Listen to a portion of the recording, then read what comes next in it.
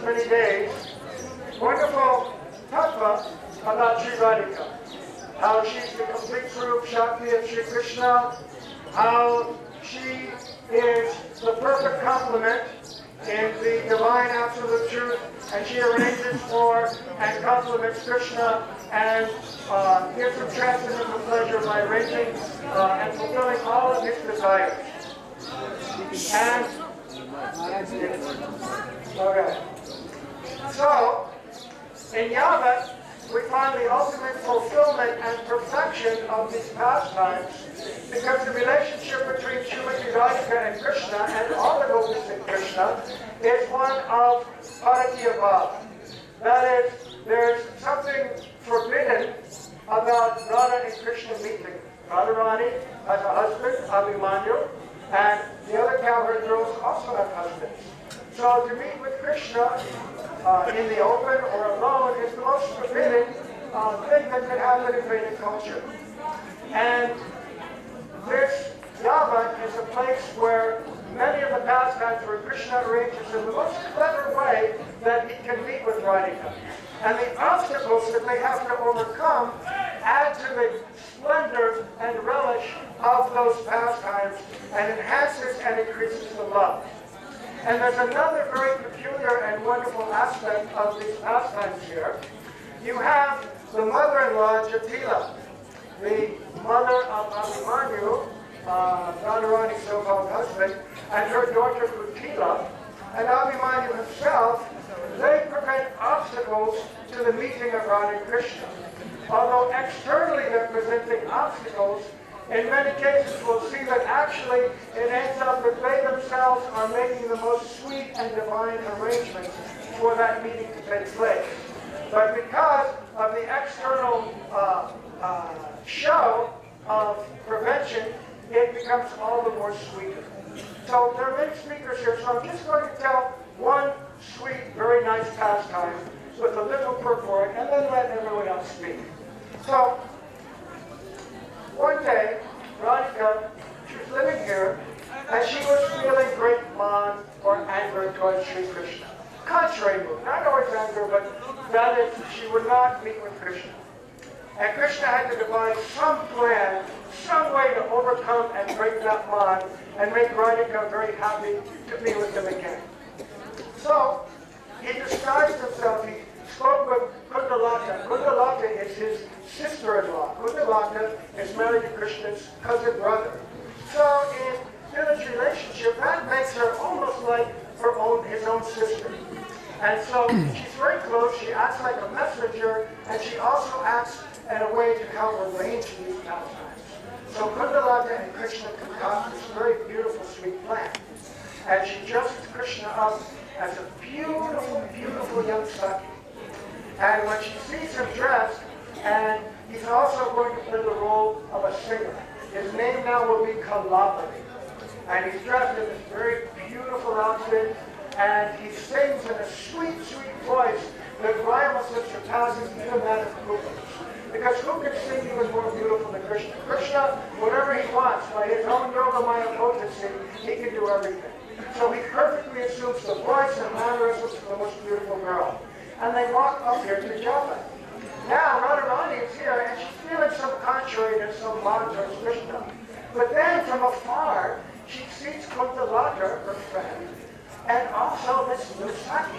Somehow or other, when she sees this other saki, her mind becomes enchanted. And even her anger, she forgets all of that. And she becomes very eager to meet with this person. And she says, "Oh, Kundalata, Kundalata, who is this beautiful young girl you're coming with? Come here, come here." And she calls them both over. And then Kundalata comes and she says, Radharani says, "Oh, who is this new girl? Why don't you introduce us? She's so lovely in every way. I want to meet her." So Kundalata says, "Oh, Radhika, oh beautiful girl. This girl's name is Kalavali. And she's recently come from Mathura. She's come to sing for you. She has the most beautiful voice you've ever heard." And Radhika says, "Really? How does this come about? Tell me the story." And Kundalata says, "Well, she was living in Mathura, and then last year, for Haspati, the king of demigods, the guru of all the demigods, came down. There was a large sacrifice being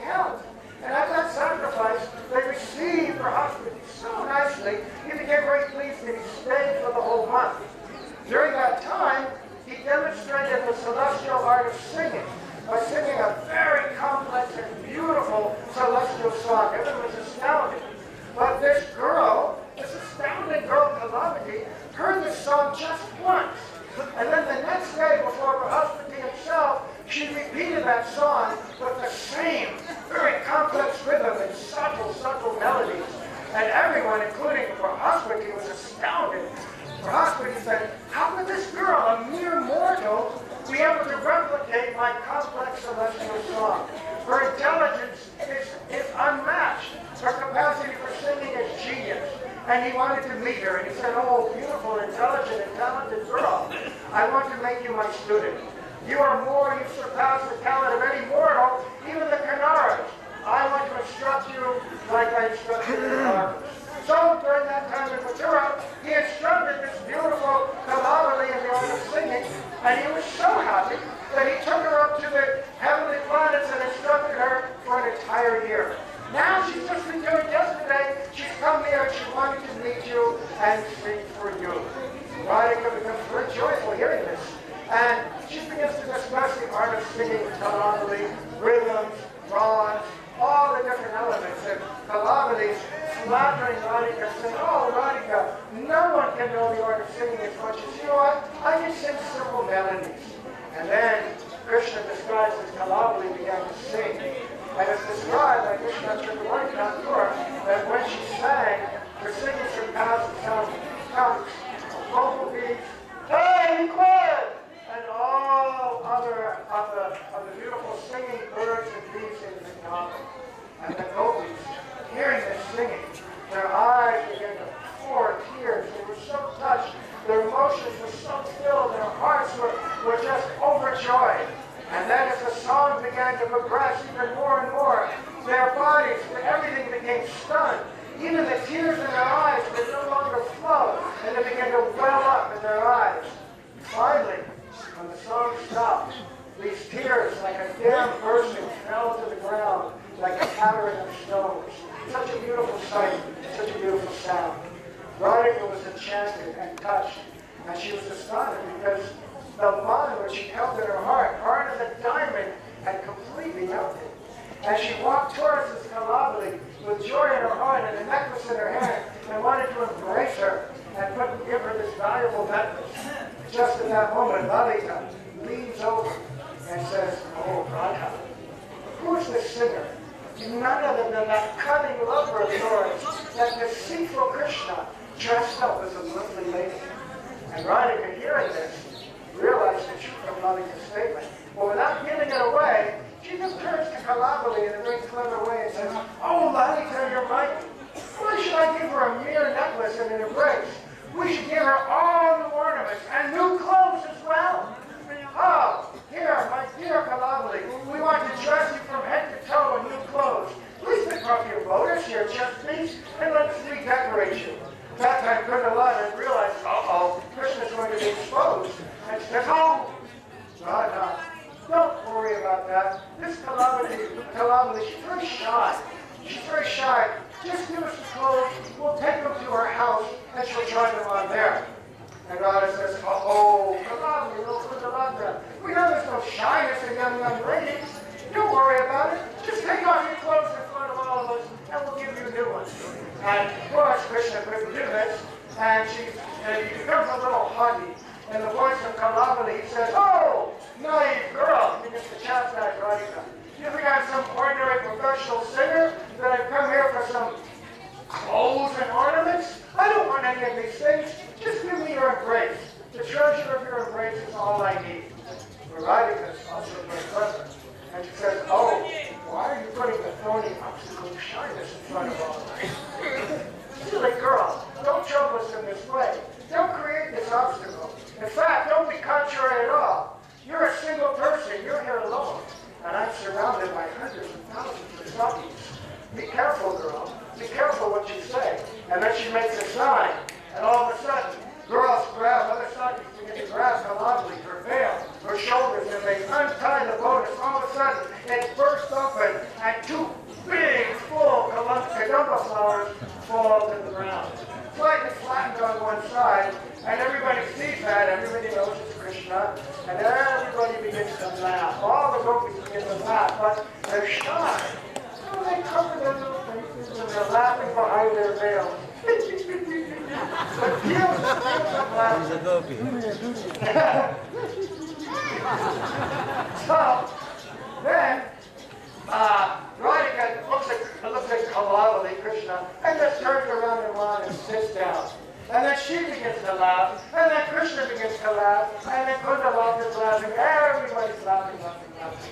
And then they begin to mock the kadamba flowers. Oh, kadamba flower, you're not a cunning flower at all. By nature, you're very pure and innocent. But by association with this cunning Lord Krishna, now you've become cunning and deceitful yourself. How can a tree, a flower from a tree, become like this? Oh, be very careful who you associate with. Today, by your association, you become shamed. And they begin to laugh. And then they begin to laugh at Kundalata and Krishna. Oh, now, how will you sell this knowledge now? You've come here to try to deceive all of us with your false knowledge. Who will buy it?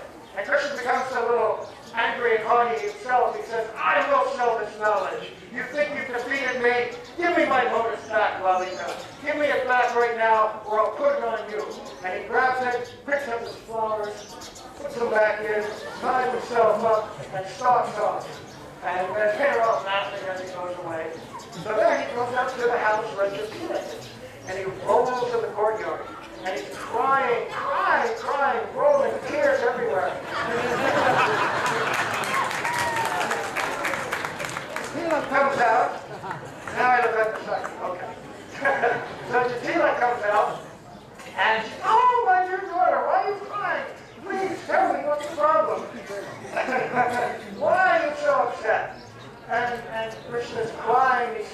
Krishna can put on such a good act. He goes, oh, mother, I'm the sister, the cousin sister of Srimati Radharani. I'm the daughter of the sister of Kirtika. And I've come all this way to see my dear Radha. We used to be so close when we were little children, and for so many years, and now she won't even see me, she won't embrace me, she won't talk nice words to me. Oh, I don't know what I've done. If I committed any offense, please, if I've done anything, help me, help me, help me. And Jatila says, oh, calm your fears, don't worry. I will take you to Radhika. Yes, she will hug you, you will embrace, you will eat together, you will spend the night together. Have no fear. Come with me. And she takes Krishna by the hand, and she walks over to where Radhika is. And Krishna, he knows he's, got it going. So then Jatila bursts into the room where the Sakis and everybody was. Says, oh, Lalita, why is your friend Radha so contrary to this lovely girl? Radhika, you're a little good conduct. Why are you doing this to your beloved cousin sister? Please come right away and embrace her. Give her your embrace. Give her your love. And Radhika says, oh, mother, you're so wise. You're so gentle. You're all-knowing. This is just an argument between young girls. We're small of age and we're small of intelligence. Don't bother yourself with this. Our anger comes and goes. Soon we'll be good friends again. You just go off, don't worry yourself about it. But Jatila, she was not to be deterred. Said, no, I want you two should embrace right now before me. She begins to drag Krishna towards. And then Radharani says, oh, but actually there's a reason. She may not have told you the right thing. Actually, the reason I'm so mad at her is because this girl has insulted Kundalata. Kundalata is my dear friend. And as long as she's insulting her, I can't even look at her. I can't even look at her. What are we doing? I'm going to get married. Okay.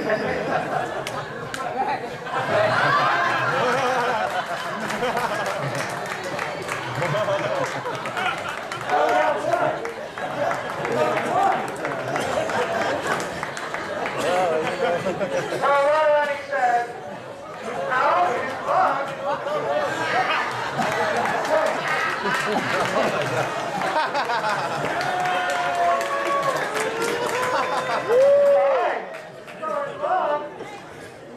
She doesn't apologize to Kundalata. How can I embrace her? And then Kundalata, she doesn't want to be embraced by Krishna in public in any way. The gopis have natural shyness. They're very afraid to reveal their emotions to one another. So being the sister of Krishna, sister-in-law, to be embraced by Krishna in public would be a very terrible thing for her. She's so shy. But she goes, no, this is a lie. Kalabali didn't insult me at all. I have no argument with Kalabali, but Radhika's very quick, and she says, oh, really? Did if you have no wife who's Kalavri, then why don't you embrace her now? And then Kundalaka looks like this. She looks down the ground. She's silent.